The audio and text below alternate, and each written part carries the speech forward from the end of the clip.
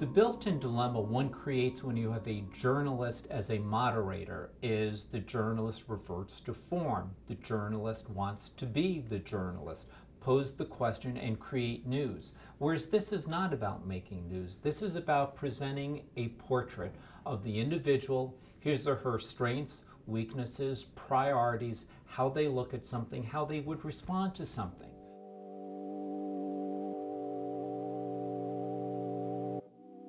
I've long tried to issue a challenge to reporters who cover debates.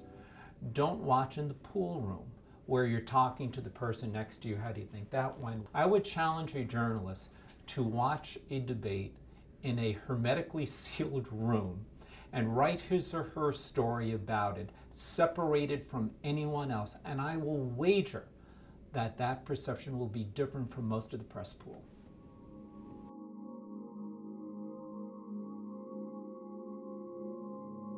I think almost across the board, the media consistently makes the wrong choices.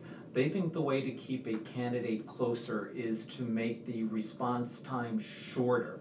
Well, no offense, I can bullshit anything for a minute.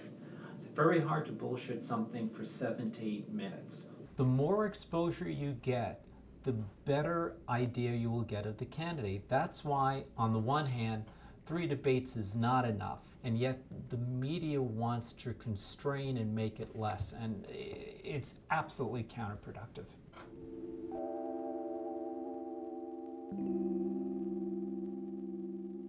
The mistake we keep falling into, or at least the journalist moderator keeps falling into, is they treat it again like the Sunday morning show. I've got to pin you down, thus I've got to be specific. Those are easy to duck.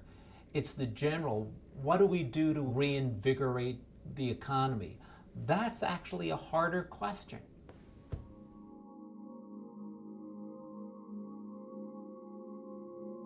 Right now, the leverage in our presidential debates really falls into the purview of the individual 2 or 3 campaigns, as the case may be, because the candidate has the leverage of saying, if you don't have this in the rules or take this out of the rules, I'm not showing up to play. If you want to push back against that, as I think we should, you have to show the courage that was actually showed in 1980. President Carter did not show up. So there was a debate between John Anderson and then Governor Ronald Reagan. The networks are going to have the nerve to say, if one of the candidates don't show up, we're going with it anyway, and whoever shows up gets to talk. The networks have a more influential role in this than they think. They're just playing it absolutely the wrong way. Why? They're not tougher because they're afraid that if everyone doesn't show up and play, no one's going to watch. At some point, you're going to have to call a campaign's bluff.